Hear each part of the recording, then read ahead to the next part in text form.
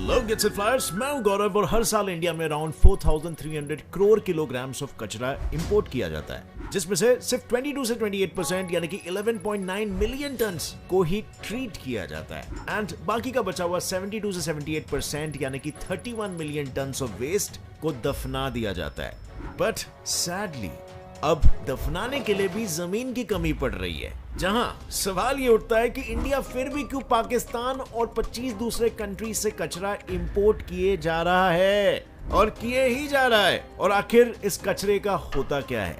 कोई दूसरे देश से कचरा क्यों इंपोर्ट करे?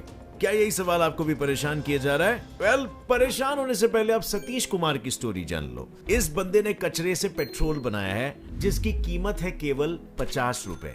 Interesting right? क्या इसी प्रोजेक्ट की वजह से कचरे को इंपोर्ट किया जा रहा है इतनी भारी मात्रा में? और अगर ऐसा कुछ हो रहा है तो गवर्नमेंट इस विषय पर क्यों कुछ अनाउंसमेंट नहीं कर रही है?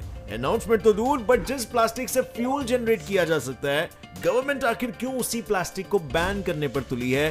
वेल, इन्हीं सब बातों को जानने के लिए let us get started with today's video that goes by the title why does India import garbage. अब वीडियो शुरू होने से पहले मैं आपको यह भी बता दूं कि इसी वीडियो में आपको मिलेंगे गूगल कंपनी के फ्री शेयर्स, सो इस वीडियो को एंड तक जरूर देखना। इससे पहले कि हम इस मुद्दे पर आए कि इंडिया क्यों कचरे को इंपोर्ट कर रहा है, हम सबसे पहले तो ये जान लेते हैं कि इस कचरे को इंपोर्ट करने की शुरुआत कब और कहां से हुई थी। वेल, इसकी शुरुआत 2001 से हुई थी, जब इंडिया ने बार्सिलोना नाम की एक स्पेनिश सिटी से पहली बार गार्बेज को इंपोर्ट किया था, which was a wholesome 103.7 metric ton garbage. इस 103.7 मेट्रिक टन के कचरे को तमिलनाडु के टूटिकोरिन पोर्ट पे लाया गया था, जिसके बाद हमने लगातार दूसरे देशों से भी कचरा इंपोर्ट करना चालू कर दिया। एंड टू योर सरप्राइज, इस लिस्ट में पाकिस्तान का भी नाम शामिल है। यस, पाकिस्तान भी। इकोनॉमिक टाइम्स के आर्टिकल में साफ साफ लिखा हुआ है कि इंडिया ने 2017 से 2018 में मिडिल ईस्ट, यूरोप और यूएसए जैसे 25 कंट्री से कुल मिला के 1,21,000 metric ton plastic waste import किया था, जिसमें से 55,000 मेट्रिक टन तो अकेले पाकिस्तान और बांग्लादेश से कलेक्ट किया गया था। सो आखिर क्यों ये सारी कंट्रीज अपना कचरा इंडिया में एक्सपोर्ट कर रही है? Why not other country? जी हाँ, आपका अंदाजा बिल्कुल सही है, क्योंकि यहाँ पर बात हो रही है मुनाफे की। राज्यसभा की एक रिपोर्ट से ये पता चलता है, ऊपर बताए गए सारे कंट्रीज को ई वेस्ट को रिसाइकल एंड डिस्पोज करने से ज्यादा मुनाफा उस वेस्ट को इंडिया में एक्सपोर्ट करने से मिल रहा है।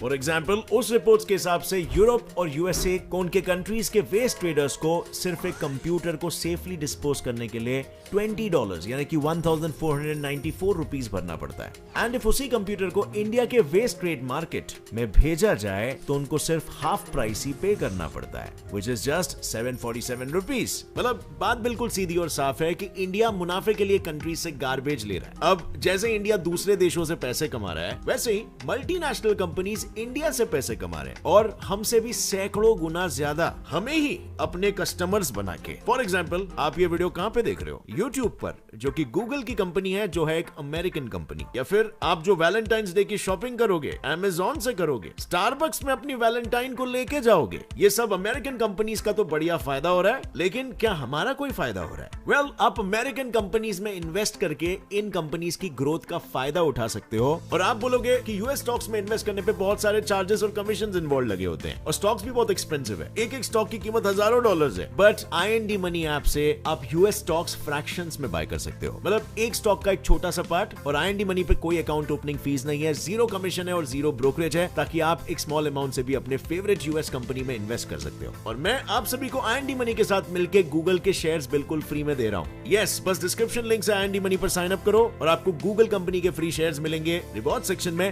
या फिर प्ले स्टोर या ऐप स्टोर से अगर आप IND मनी इंस्टॉल करते हो तो बस GSFGOO कोड डालो साइन अप के टाइम और आपको गूगल के शेयर्स फ्री मिलेंगे। ऑल्सो जब आप अपना US stock account first time fund करते हो, and if you are lucky, आपको 10,000 रुपीज तक का फ्री नेटफ्लिक्स स्टॉक मिल सकता है अपने फर्स्ट फंडिंग पर। Just click on the link in the description and sign up करो IND मनी पर। बस कुछ वैसा ही सीन यूके का भी है। उन्हें 1 टन ऑफ वेस्ट को रिसाइकल करने के लिए 12,000 रुपए का कॉस्ट पड़ता है, एंड उसी कचरे को इंडिया में एक्सपोर्ट करने के लिए बस 2,800 रुपए। और इन्हीं सारे रीजंस के चलते इंडिया दुनिया में 10th largest plastic waste importer बन चुका है। और इसी के चलते 2016 से 17 में इंडिया ने 306 करोड़ वर्थ का कचरा जमा कर लिया था। बट ये सब तो सिर्फ लीगल ट्रेनिंग की मैं बात कर रहा हूं। 2015 के यूनाइटेड नेशंस एनवायरनमेंट प्रोग्राम के हिसाब से 90% of world's electronic waste India में इलीगली ट्रेड हो रहा है। जहां यह सवाल पैदा होता है कि आखिर इन इलीगल ट्रेड्स को पकड़ा क्यों नहीं जा रहा है? वेल, इस सवाल का जवाब है लैक ऑफ टेक्नोलॉजी। दरअसल इंडिया के 12 मेजर और 14 माइनर पोर्ट्स में से 2 पोर्ट्स जवाहरलाल नेहरू और मुंबई पोर्ट सबसे ज्यादा इंपॉर्टेंट है, क्योंकि इन्हीं दोनों पोर्ट्स पर मैक्सिमम वेस्ट इंपोर्ट होता है। बट उसके बावजूद भी इन दोनों जगह पर ना ही उतने लोग हैं और ना ही उतने मॉडिफाइड स्कैनिंग मशीन्स हैं। देखने जाए तो जवाहरलाल नेहरू पोर्ट इंडिया का लार्जेस्ट पोर्ट है, क्योंकि वो around 50% of India traffic handle करता है। यानी कि जायज सी बात है, वहां रोजाना मिलियंस ऑफ कंटेनर्स आते होंगे। सो क्या लगता है वहां कितने स्कैनिंग मशीन होंगे? 20, 10 या कम से कम 5 तक तो होने ही चाहिए, राइट? बट हैरानी की बात यह है कि इस बिजनेस पोर्ट पर सिर्फ 2 ही स्कैनिंग मशीन है। जी हां, इतने बड़े पोर्ट पर सिर्फ 2 स्कैनिंग मशीन अवेलेबल है। एंड टू द सरप्राइज वो भी ना ही मॉडिफाइड है और ना ही एडवांस्ड है। राज्यसभा के रिपोर्ट्स के मुताबिक फॉर इंस्टेंस इफ कोबाल्ट 60 नाम के रेडियो एक्टिव मेटल को लेड कंटेनर में पैक करके भेजा जाएगा तो ये स्कैनिंग मशीन्स के लिमिटेशंस के हिसाब से वो कोबाल्ट 60 को डिटेक्ट ही नहीं कर पाएंगे। यानी कि इन इलीगल ट्रेड्स की वजह से अच्छा खासा नुकसान हो सकता है। बट ये चीजें तो नजरअंदाज हो रही है। बट इलीगल ट्रेड से नुकसान की क्या, लीगल ट्रेड से ही अच्छा खासा नुकसान हो रहा है। अच्छे खासे 4 नुकसान हो रहे हैं। पहला नुकसान, हम ई वेस्ट को इंपोर्ट कर रहे हैं और ई वेस्ट से होता है नुकसान to health and environment. E waste यानी कि इलेक्ट्रॉनिक वेस्ट, यानी कि मोबाइल फोन्स, कंप्यूटर्स या अन्य इलेक्ट्रॉनिक गैजेट से हो रहे वेस्ट, जिसमें मौजूद होते हैं heavy and hazardous metals like lead, chromium, beryllium, mercury, plastics, cadmium, sulphuric and hydrochloric acids. ये सारे मेटल्स हेल्थ एंड एनवायरनमेंट के लिए काफी हजार्डस है। फॉर एग्जाम्पल, इफ लेड की बात करें तो उससे किडनीज और रिप्रोडक्टिव सिस्टम बिगड़ता है। क्रोमियम को इनहेल करने से लिवर और किडनी डैमेज होता है और बेरिलियम ह्यूमन एंड एनवायरनमेंट दोनों के लिए ही कैंसरस है। रही बात प्लास्टिक की, तो उसे इनहेल करने से ह्यूमंस को कैंसर होता है और उसे दफनाने से एनवायरनमेंट की जान जाती है। दूसरा सबसे बड़ा नुकसान है, कचरे को दफनाने के लिए जमीन की नहीं पूरे सिटी की जरूरत आ पड़ी है। द वायर न्यूज के रिपोर्ट के हिसाब से India annually 43 million ton of solid waste collect करता है, जिसमें से सिर्फ 22 से 28% यानी कि 11.9 मिलियन टन को ही ट्रीट किया जाता है और बाकी का बचा हुआ 72 से 78% यानी कि 31 million ton of waste 1240 hectares के लैंडफिल साइट्स पर डंप कर दिया जाता है। अब इस डेटा से एस्टिमेशन अगर लगाया जाए तो 2030 तक एनुअल वेस्ट 165 मिलियन टन का हो जाएगा, जिसके चलते लैंडफिल साइट्स के लिए 66,000 हेक्टेयर्स की जमीन की जरूरत पड़ेगी, which is 90% of Bengaluru area, यानी कि ऑलमोस्ट पूरा शहर जस्ट फॉर डंपिंग। तीसरे सबसे बड़े नुकसान में हम अर्ज करेंगे मुंबई शहर से, जरा बख्शो देवनार को। देवनार मुंबई डंपिंग यार्ड को साल 1897 में ब्रिटिशर्स द्वारा बनाया गया था। एक्चुअली तब गंदगी की वजह से प्लेग हो गया था एंड उस प्लेग को कंट्रोल करने के लिए जरूरी था गंदगी को कहीं पर डंप करना। सो तब उन्होंने इस जगह को ढूंढा और जून 7, 1899 में यहाँ कचरा लाने के लिए स्पेशली कचरा CUCHRA नाम की ट्रैश ट्रेन्स भी बनाई गई थी और शायद उसी से ये वर्ड भी निकला है जिसको आज हम कचरा कहते हैं, जिसको पोस्ट इंडिपेंडेंस के बाद मुंबई यूज करने लगी। एंड आज यहाँ रोजाने का 2000 मेट्रिक टन वेस्ट डंप किया जाता है, जिसके चलते आज की तारीख में इस लैंडफिल की गार्बेज होल्डिंग पावर 130 लाख से 160 लाख टन की हो चुकी है, which is a huge number. चौथा प्रॉब्लम है कुतुब मीनार से भी ऊंचा हो रहा कचरे का पहाड़ हमारा। 1984 में गाजीपुर में 29 हेक्टेयर्स की जमीन को एज अ डंपिंग यार्ड घोषित कर दिया गया था, जिसके बाद हॉरिजॉन्टली जमीन कम होने की वजह से लोगों ने कचरा को वर्टिकली डंप करना चालू कर दिया। इन शॉर्ट, कचरे के पहाड़ बनाने शुरू कर दिए, जिसके चलते 2017 में इस पहाड़ की हाइट 65 मीटर्स की हो गई थी, which was 65 meters once again, which was just 8 meters shorter than Qutub Minar. And उसके बाद हुआ थप, पहाड़ कोलैप्स हुआ और उस वजह से 2 लोगों की जान भी चली गई। दिल्ली के गाजीपुर में कूड़ा डंपिंग ग्राउंड का एक हिस्सा गिरने से 2 लोगों की मौत हो गई, जिसके बाद ऐसा कुछ भी फ्यूचर में वापस से रिपीट ना हो, इसीलिए गवर्नमेंट ने गाजीपुर डंपिंग यार्ड को ही बैन कर दिया था 2018 में। उफ, कितने सारे इश्यूज इस कचरे से। बट इफ इतने सारे इश्यूज है तो फिर क्यों इंडिया गार्बेज को इंपोर्ट किए जा रहा है? वेल, इसके एक नहीं, दो नहीं, बल्कि कई सारे रीजंस हैं। एंड उन सब में से सबसे बड़ा रीजन है it's profitable for the country. क्योंकि 1 ton of recycled paper saves approximately 17 trees, 2.5 barrels of oil, 4,100 kilowatts of electricity, 4 cubic meters of landfill and 31,780 liters of water. Plus India में प्लास्टिक वेस्ट से roads भी बनाए जा रहे हैं। 1 ton of plastic से 1 kilometre तक की रोड बनाई जा सकती है। एंड हमने प्लास्टिक की मदद से भारत में 1 लाख किलोमीटर की रोड ऑलरेडी बना ली है, जो 11 स्टेट्स तक फैली हुई है।